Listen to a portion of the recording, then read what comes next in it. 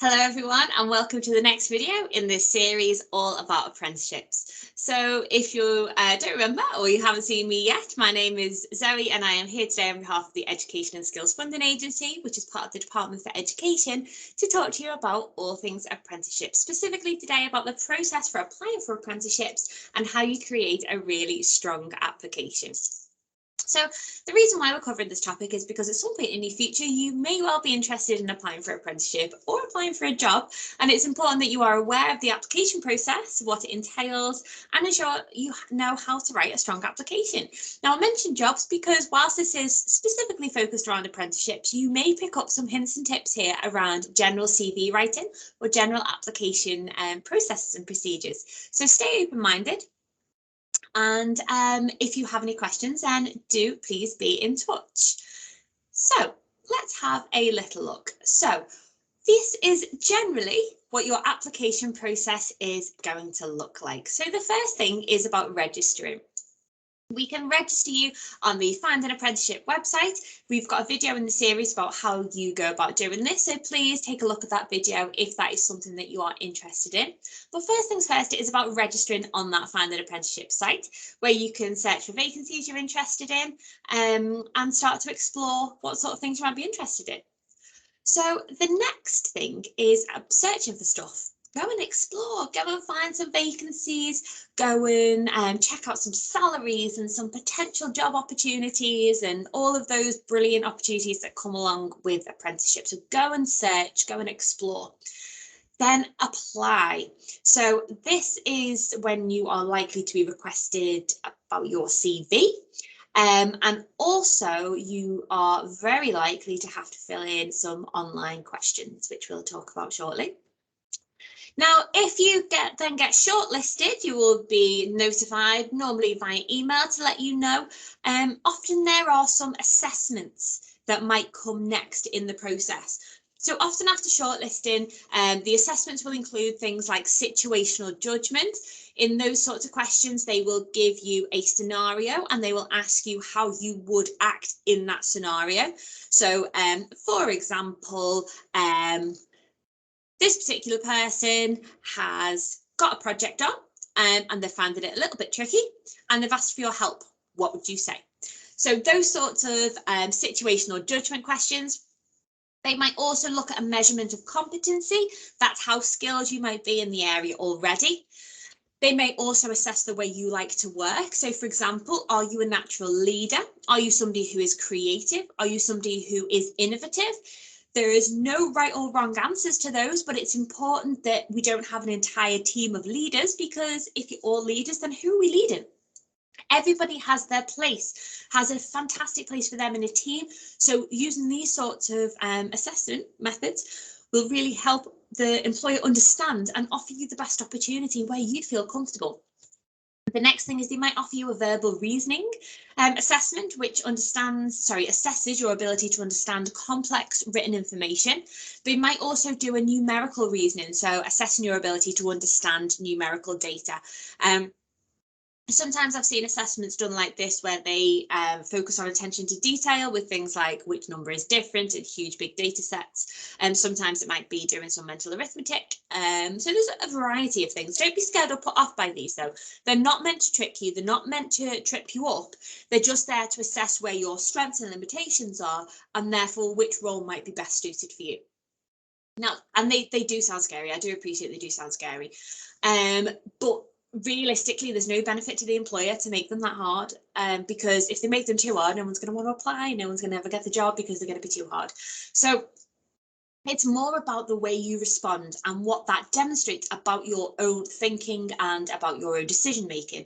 And there are actually loads and loads and loads of assessments, mock assessments that you can do online to help support you in this particular area. Now, if you're successful at all the assessments, you may well be invited to interview, or perhaps an assessment day. So there are a couple of different routes with this. They might offer you a group interview, in which case there will be a group of maybe 4 or 5 of you where you go in and you do perhaps a bit of role play, or you might have conversations with each other, or you might all get interviewed in the same room at the same time. Bit scary, perhaps, bit weird, but that is a technique that I've seen some use. You might also have an interview one-to-one. You might have an interview with a panel of people. So it might be you and maybe 3 or 4 people from the organisation. It might be that you are wanting to attend or get asked to attend an assessment day. And on that assessment day, you might be asked to demonstrate certain tasks and certain skills on that day. So that could take, the interview could take a few different kind of routes really. And not forgetting, of course, it could be Skype or Zoom or Microsoft Teams or whatever, because we are in the virtual world and because of the pandemic, things have changed ever so slightly. So it will depend on the company, it will depend on the role, and you might actually be asked to go through a series of interviews. So you might perhaps get a group interview, an assessment day, and then a one-to-one interview, for example. Some of these recruitment processes can take a while, so make sure that you are getting your applications in early. And then after all of that, if you are successful, you would receive your job offer. And within your job offer is all of your details of your offer and your start date. Now, apprenticeships are hyper competitive. If you've seen any of the other videos in the series, you'll see that that is the thing that I say the most. They are so competitive. So it is potentially likely that you will not be successful, maybe in your first couple of applications or in a couple of interviews maybe, but you can ask for feedback. You can ask for feedback, which you can then use to help you prepare for the next one. For example, if you do an interview and your feedback is that you don't make eye contact or you don't smile or you don't look particularly enthusiastic, you know next time when you go in to make that eye contact or to become a bit more enthusiastic or to take more of an interest in the interviewer. So take the feedback, take it with positive and look at it as an opportunity to develop and an opportunity to progress. But it really depends on the employer as to which parts of this process you might undertake, because some smaller organisations, for example, might just want a CV from you. They might not go through any of the assessments. They might not have rigorous, huge rounds of interviews. Generally, the most elaborate recruitment processes are the ones for the huge organisations. The ones for the apprenticeships, which are unbelievably competitive. They have to do these sorts of rigorous processes to allocate that apprenticeship opportunity. But if you look for a smaller firm, chances are you might just need a CV. So that will depend very much, this process will depend very much on your employer, where you're applying to. So some application tips. So when you get to that first stage of applying, before you even start to answer the questions on the application form, there are some important things to think about and be aware of. And first of all, it is appropriate and accurate contact information. Try to use a sensible email address. Candidates who have used email addresses that are inappropriate will put employers off. It can cost you your apprenticeship if you think you have a hilarious email address and actually it is simply immature or unprofessional. Make sure that you include a telephone number if you've got one. It's important that training providers and your employer can get in touch with you if they need to. And also check your voicemail message. Try not to have a joke one because it goes down just as well as having a novelty email address, and that is like a lead balloon. So please make sure that your contact details are up to date and that you don't have any novelty responses on there. And make sure if you change any of the details, you update them in your account. Now, there is not one deadline for apprenticeships. There is a deadline for a specific apprenticeship, but there is not a one size fits all. It's not like college or university. It's not like UCAS deadlines or anything like that. When you find a vacancy, you will be going with the specific deadline that is on there. Apprenticeships are advertised throughout the year and in a variety of places, and employers will recruit as and when there is a business need for it. So please make sure that you are exploring the options that are available to you and maintaining those deadlines. If you miss a deadline, tough. You will not get another opportunity until that vacancy comes around again. So make sure that you are on the ball. It's also really important that you don't aim for the closing date. Don't see a vacancy and go, oh, well, that doesn't close until until a month from now, so I'll just do it later on. Because if employers get an overwhelming response to their advert, they will just bring it down early. And that's what happens with jobs. So please get your application in as quick as possible. Now, when you're looking at your apprenticeship opportunities, you'll be able to see qualifications that the employers are asking for, and it's important to check if you are eligible in terms of the grades. But please remember that employers are not just focused on grades, and loads of employers may not even ask for them. There are vacancies out there in anything from becoming a chef to joining the RAF, to a variety of other things where grades aren't actually necessary, but you have to show other skills if you don't necessarily have qualifications. If the employer is asking for particular GCSE or A-level grades and you don't achieve them or you don't know yet, it could still be worth applying for the job, particularly as employers are aware of the difficult circumstances that the pandemic has had. If you don't have GCSE English and Maths or equivalent, again, don't be put off, because you might need to say that you are willing to work towards them, or willing to work towards your functional skills qualifications, which they will be able to offer you as part of your apprenticeship option. Now, before you start, gather together any and all useful documents. Recommendations are: make sure you've got your job description in front of you for the particular vacancy. Make sure you've got your curriculum vitae or CV if you have one. Any practice applications that you might have done, your achievement portfolio, any certificates that you might have, any work experience that you might have done. Get it all together and get it in front of you, because it will become so much easier to start drafting your application when you've got that info than it will be getting halfway through and going, don't know where that is, scrambling around. Next thing you know, 3 hours later, you've forgotten what you're doing and you're just completely out of the zone. So get it all together beforehand so that you are prepared. Key tip: look through the job advert and circle all of the buzzwords, or write them down, some kind of checklist of sorts, and try and include as many of the key terms that they use in the advert when you're describing yourself. For example, if the job advert is specifically keen on communication skills, it would be daft of you not to write about your own communication skills in that application. So keep that in mind. Also, top tip there for preparation is to differentiate your applications, because if you use the same cover letter or the same kind of information for every single vacancy, you are not necessarily going to tick all the boxes. For example, if you are applying to become a chef and you say, I'm really interested in cooking, and then you use that same cover letter or the same CV to apply for working in finance, and it says, I'm really good at cooking, well, that's not going to go great for you. So you need to prepare, and you need to be willing to differentiate your applications. Have a practice as well. Practice writing your answers out. There's nothing stopping you doing that. And then you can cut and paste it, keep it saved on your laptop or your computer in school or something like that. And then just go and copy and paste it, make it easy for yourself. Top tips: spelling, punctuation and grammar. For goodness sake, please, please, please check your spelling, punctuation and grammar. Get somebody else to check it, get your teachers to check it. Get more than one person to check it. Just please check your spelling and grammar and punctuation, because it is important and it will make a significant first impression. I think the biggest tip on preparation is to give yourself enough time. Don't underestimate how long it can take you to complete an application.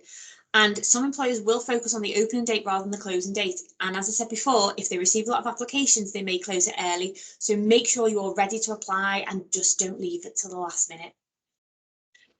Now, in order to make you stand out and in order to differentiate your applications, it's incredibly important that you do your research about an employer and the role that you're applying for. To really, really stand out, spend some time researching the organisation, have a little look at the job role being advertised, who the company are, what they're about, what the company ethos is. All of this will help you prepare better answers within your application and tie in relevant examples and experiences. So if we just have a little look at the sorts of things that are on this particular page at the moment. So commercial awareness. So who are these organisations? Have they got any competitors? All of this sorts of thing. For example, the person in charge of apprenticeship recruitment for Marks and Spencer's once mentioned that if they were applying for a job with Marks and Spencer's, they would like to see that they'd visited a store and what are the differences in the different types of stores. So M&S Food Hall versus M&S Retail for clothes and things like that. How do they compare to a competitor? So understanding that you know who these people are is really important. If you want a job with Marks and Spencer's and they say to you, you ever been to Marks and Spencer's? And you go, no. Doesn't really show that you've got a passion or an enthusiasm to work for the company. Now, I'm not going to go through all of these, but it is just something to consider. Look at the company literature, see if there's anything you can download from their website. Have a little look if you can attend an open day. A lot of opportunities come in terms of careers fairs or things like that, or they will open their doors so that you can go and explore and have a little look around the actual place. Less so at the moment because of the pandemic, but that will still happen. So do keep an eye on things. And probably the most valuable, I would say, is if you can speak to apprentices at that particular organisation. Who do you know that is currently an apprentice there? Are there any past pupils from school? Any networks of apprentices, either with the employer or outside the organisation, where you can ask someone for advice and guidance and support about going through that application process? Go and have a word with them. Please go find out as much information as you possibly can. Now, when you get into it, these are the 3 questions that you will be asked if you use the Find an Apprenticeship website to apply for the apprenticeship. They are a set of core questions, as well as the additional bespoke questions that the employer is likely to want to ask you on top of these. So this particular section contains 3 questions. So what are your main strengths? What skills would you like to improve during the apprenticeship? And what are your hobbies and interests? Now, we're just going to do a little bit of a whistle-stop tour about what each of these 3 things represent. So when we're looking at strengths, it's important that you are able to recognise what a strength is. And a strength is about what you're good at.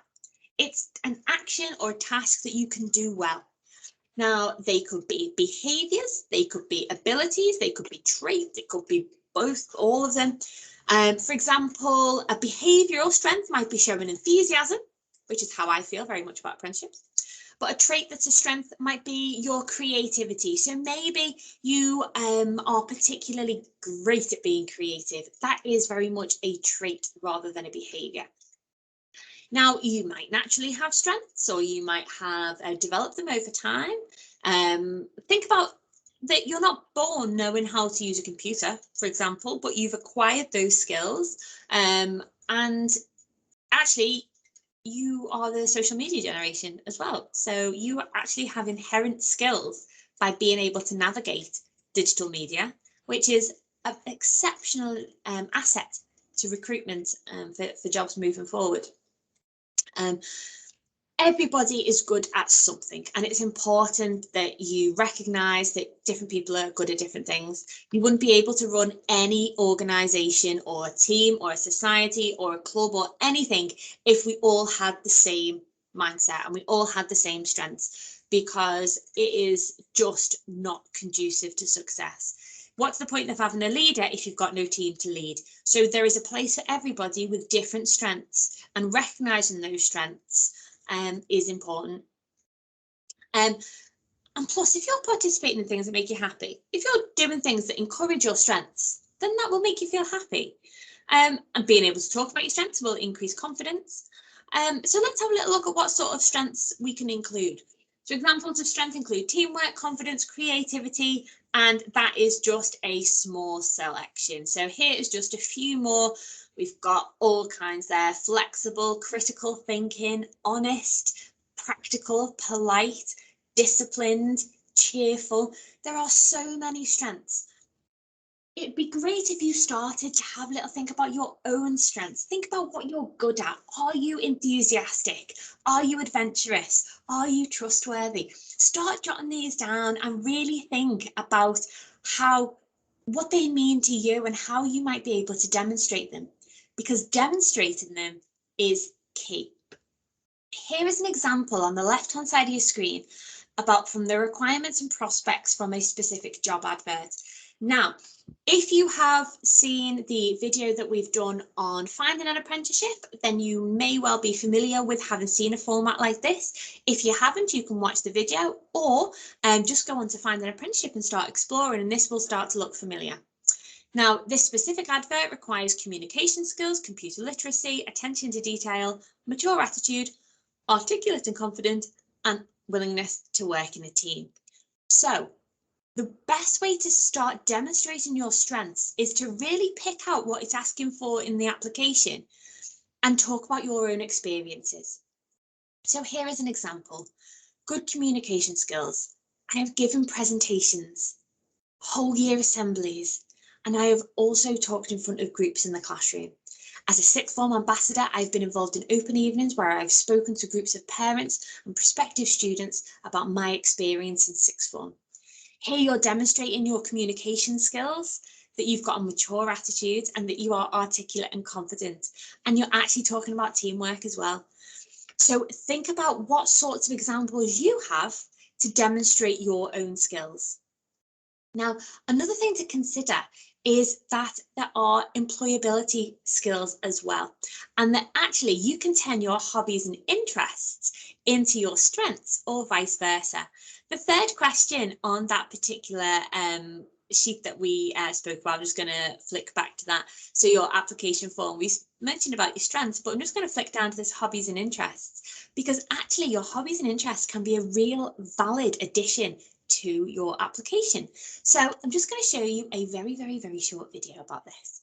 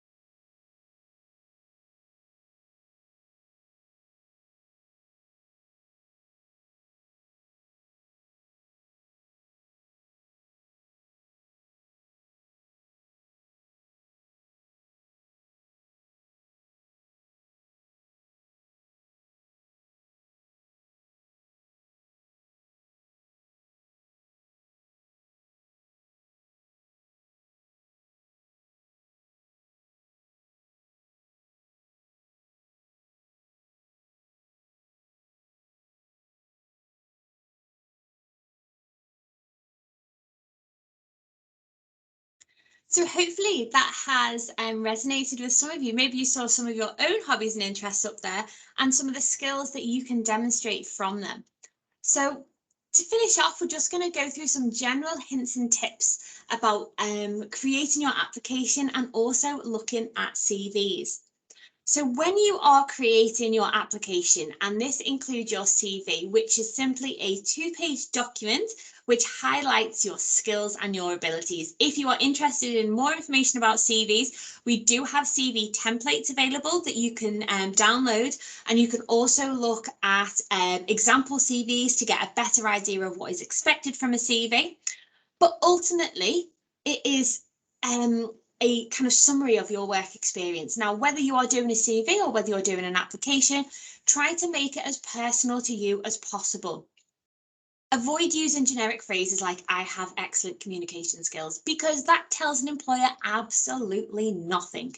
However, if you say "I have excellent communication skills because I have given a presentation to over 200 people in a year group assembly," that is more specific, that is more personal, and that is what is going to elevate your application. Make sure you only include what is relevant for the job you're applying for. No point talking about cooking if you're applying for a legal position. Use brief bullet points to summarise your skills and experience, so don't just go on and on and on and on rambling.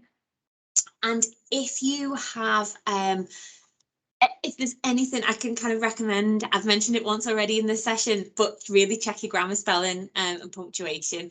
It is a real game changer for employers wanting to recruit. So please don't disadvantage yourself because you've used the number 8 when spelling the word great. Okay, please, please, please check your spelling, punctuation and grammar.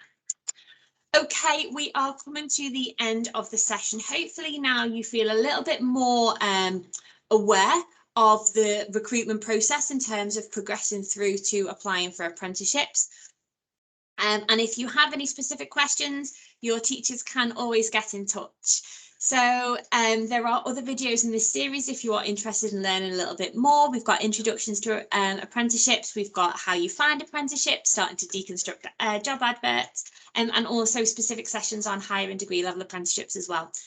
So if you're interested in any more information, please go and explore the other videos in our series. But if not, thank you so much for all of your your attention today. I hope you've learned a lot, and I hope to see you on another video soon. Take care and stay safe.